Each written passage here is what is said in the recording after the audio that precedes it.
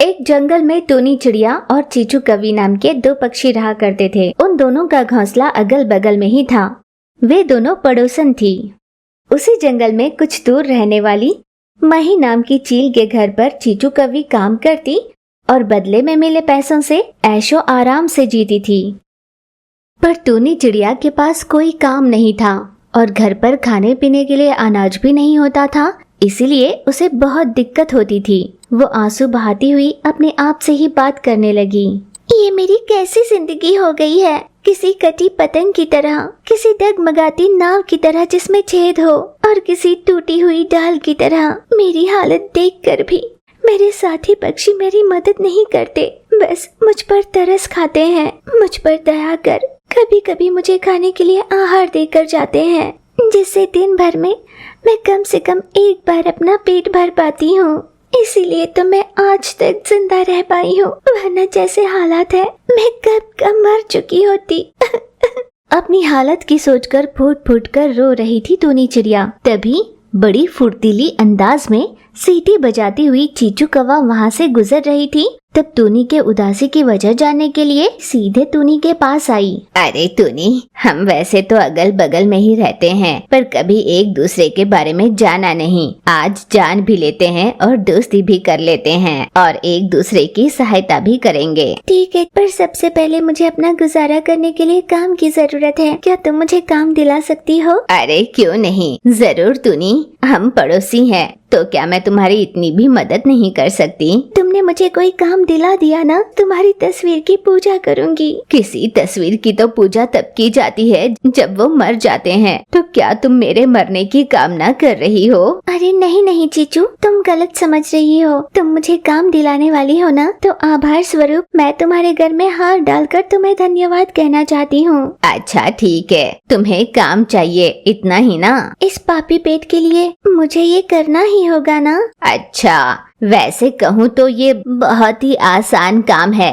समझ लो कि तुम्हें काम मिलने वाला है। मेरा मतलब तुम्हें काम मिल ही गया। बस तुम्हें तनख्वाह कितनी मिलेगी ये मैडम जी तुम्हें देखकर ही तय करेगी। ठीक है चीचू, आज का दिन बहुत शुभ है। किसी बुरे काम की शुरुआत के लिए भले ही एक दिन देर हो जाए, पर भले काम के लिए देरी नहीं होनी चाहिए। बड़े बुजुर्ग कहते हैं ना कि काल करे सो आज कर और आज करे सो अब। मुझे और देरी नहीं करनी है चीचू, तुम मुझे आज अभी इसी वक्त ले चलो। टूनी अपनी बात पर अड़ गई तो चीचू कवि उसे मना नहीं कर पाई। उसी जंगल में रहने वाले लूसी नाम के एक कबूतर के घर पर चीचू कवि टूनी को लेकर गई। पर टूनी ने जैसे ही वो घोंसला देखा, उसने मन ही मन, अरे ये क्या, चीचू मुझे यहाँ कबूतर की माँ के घर क्यों लेकर आई है? मैं यहाँ पर काम कर चुकी हूँ, इन्होंने मुझे काम से निकाल दिया था। ऐसा सोचती हुई वो चीचू कवि की ओर देख रही थी। तभी घर के अंदर से लूसी कबूतरी बाहर निकली। लूसी कबूतरी ने जैसे ही टूनी चिड़िया को चीचू के साथ देखा,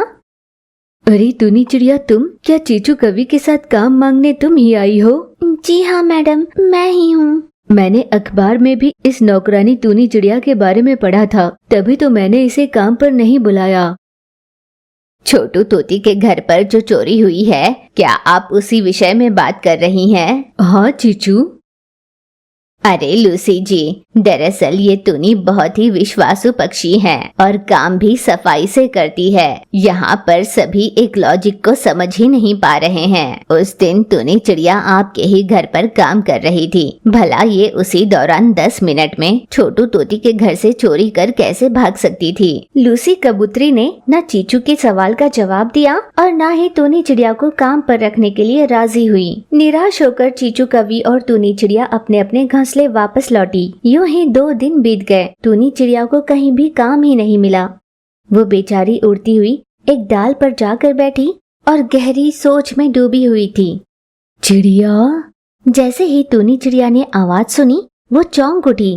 फिर खुद को संभालकर उसने हिम्मत बटोरा और पेड़ से पूछा, क्या ये तो तुम बात कर रही हो?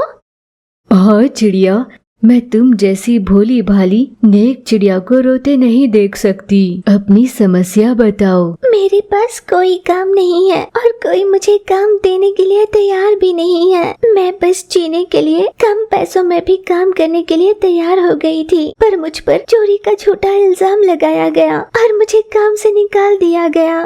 चिंता मत करो चिड़िया, मैं तुम्हें एक वरदान देने के लिए आई हूँ।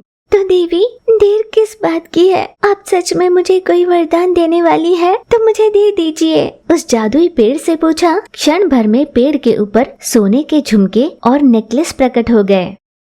टूनी चिड़िया ने सोने के गहने लिए और उन्हें बेचकर खुशहाली से अपना जीवन बिताने लगी। यूं ही दिन बीत रहे थे। चीचू कवि को टूनी चिड़िया की खुशी देखी नहीं गई। टूनी चिड़िया से उस जादुई पेड़ के बारे में जान लिया। वो समय न गवाए कुल्हाड़ी लेकर उस जादुई पेड़ के पास गई। अगर पेड़ के ऊपर ही इतने गहने लग जाए तो पेड़ को काटने से इसके अंदर से बहुत सारे गहने मिलेंगे। लालच में आकर चीचू कवि ने कुल्हाड़ी उस पेड़ पर चढ़ाई तो पेड़ कटा पर कुछ नहीं मिला। अपनी फूटी किस्मत पर रोने लगी। सर्दियों का मौसम शुरू हो चुका था। जंगल में जगह जगह ओले गिर रहे थे। ठंड से सभी का हाल बेहाल था।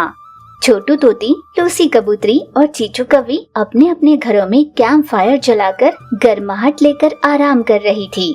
उसी जंगल में टूनी नाम की एक गरीब चिड़िया थी जो अपने 2 बच्चों के साथ एक ऐसे पुराने घर में रहती थी जिसका छत टपकता था। वो कब ढह जाए इसका कोई पता भी नहीं था। फटे पुराने चादर को ओढ़ उसके बच्चे सो जरूर रहे थे। वे दोनों सो नहीं पा रहे थे। माँ, सर्दी बहुत ज्यादा लग रही है माँ। हमारे कहने पर भी तुम नई रजाई नहीं खरीदती। थोड़े पैसे लगाकर इस घर की मरम्मत ही करवा देती माँ, लेकिन नहीं। बेटा, सब कुछ जानकर भी तुम्हारा ऐसा कहना सही नहीं है। हाँ माँ, जानती हूँ, मैं सब जानती हूँ। बेटियों के पैदा होने की वजह से बाबूजी हमें छोड़कर चले गए। हमारे लिए मजदूरी का काम कर जैसे तैसे हमारी परवरिश कर रही हो, ये भी जानती हूँ। बेटा, जब तुम सब कुछ जानती ही हो तो फिर मुझसे इस बात की शिकायत क्यों कर रही हो कि मैंने घोंसला नहीं बनवाया, रजाई नहीं लाई? जब माँ चिड़िया ने अपनी बेटी से सवाल किया तब बेटी चिड़िया के पास कहने के लिए कोई जवाब ही नहीं था। मुझ में इतनी ताकत नहीं है, फिर भी मैं मजदूरी का काम कर रही हूँ। बताओ क्यों और किसके लिए? क्या इसलिए कि मैं जी नहीं पाऊंगी या इसलिए कि उस कमाई से मैं तुम दोनों का पेट भर पाऊँ? ऐसी बात नहीं है बेटा। बीमार होने के बावजूद भी मैं मजदूरी का काम कर रही हूँ। इसकी 2 वजह हैं। एक तो ये है मैं काम कर एक माँ की हैसियत से तुम दोनों का पेट भरना चाहती हूँ, और दूसरा ये कि मजदूरी का काम कभी मिलता है और कभी नहीं मिलता। जिस दिन मिला उस दिन पेट भर खाना खाकर, जिस दिन नहीं मिला उस दिन कम से कम तुम्हारे साथ समय बिता पाऊँ। आज तुम्हारी इस मेहनत की वजह से ही मैं और बहना पेट भर खाना खा पा रहे हैं। 2 समय की रोटी खाकर हम आज तक जिंदा तुम्हारी वजह से हैं माँ। आप अपना कर्तव्य अच्छे से निभा रही हैं, पर माँ, सर्दी बहुत ही ज्यादा है। बेटा, तुम ही कह रही हो कि सर्दी बर्दाश्त नहीं हो रही, पर देखो छोटी बहना तो इतनी सर्दी में भी सो रही है ना। पलट कर देखा तो नन्ही चिड़िया इतनी सर्द में भी उस फटी रजाई को ओढ़कर थरथराती हुई सो रही थी। बहना, भला इतनी सर्दी में इस फटी हुई रजाई को ओढ़कर तुमने आंखें क्यों मूंद ली है? बड़ी बेटी ने जैसे ही ये कहा, छोटी बेटी ने आंखें खोली। दीदी, माँ अपने लिए कितनी तकलीफों का सामना कर रही है, उसे और तकलीफ मत दो। सो जाओ ना दीदी। दीदी, चाहे जैसी भी है, ये जिंदगी अपनी है ना। दीदी, क्या तुम बता सकती हो कि आज इतनी सर्दी लगने की क्या वजह है? हाँ, एक नहीं 2 वजह हैं। पहली वजह तो ये कि अपनी छत टपक रही है, और दूसरा ये कि हमारे पास फटी रजाई है। तुम इसी बात पर बहस कर रही हो तो क्या इसी को अपनी वजह बताओगी? ये वजह नहीं है दीदी, ये अपनी वो गरीबी है जिससे हम मुँह फेर कर नहीं जा सकते। अच्छा, तो वजह क्या है बहना? जवाब में क्या कहेगी, ये बड़ी आतुरता से माँ सुन रही थी। आज अपने घर पर कैंप फायर नहीं है ना दीदी। कल और परसों अपने यहाँ पर कैंप फायर था, इसलिए सर्दी का एहसास नहीं हुआ। आज अपने घर पर नहीं है ना, इसलिए हमें सर्दी लग रही है। जैसे ही छोटी बेटी ने ये कहा, पिछले 2 दिनों से काम ज्यादा होने के कारण मैं घर देर से लौट रही थी, इसलिए लकड़ियाँ नहीं ला पाई। थोड़ी लकड़ियाँ बची थी तो मैंने खाना बना लिया। बहुत थकान महसूस हो रही थी, इसलिए मैं सो गई। माँ, अगर अब तुम्हें ठीक लग रहा हो और थोड़ी ताकत हो तो अपने पड़ोस में रहने वाली छोटू चाची और चीचू मासी के पास से कुछ लकड़ियाँ और अगर हो तो रजाइयाँ लेकर आओ ना। बेटे के कहने पर टूनी चिड़िया अपने घर से थर थर कांपती हुई पड़ोस में रहने वाली चीचू कवि के घर पर गई। उस समय चीचू कवि रजाई ओढ़कर आराम से सो रही थी। टूनी ने आवाज लगाकर दरवाजा खटखटाया तो चीचू कवि घर से बाहर निकली। टूनी को सामने देखकर, अरे क्या हुआ, इतनी ठंड में तुम बाहर क्यों आई? चीचू ऐसा क्या है जो तुम नहीं जानती? अब रोना बंद करो और बताओ क्या चाहिए तुम्हें। मुझे बहुत नींद आ रही है। सर्दी बर्दाश्त नहीं हो रही है और कैंप फायर के लिए लकड़ियाँ नहीं हैं। जलाने के लिए लकड़ियाँ जरूर दूंगी, पर ओढ़ने के लिए रजाई नहीं दे सकती। और हाँ, बर्फ ऊपर ना गिरे इसके लिए छाता जरूर दूंगी। इससे ज्यादा मेरे पास देने के लिए कुछ नहीं है। ये कहकर चीचू कवि ने कुछ लकड़ियाँ और एक छाता लाकर टूनी चिड़िया को दे दिया। उन लकड़ियाँ और छाते को लेकर टूनी चिड़िया अपने घोंसले पर आई और उन लकड़ियों को घोंसले के बाहर जलाया और अपने बच्चों को आवाज लगाकर बाहर बुलाया।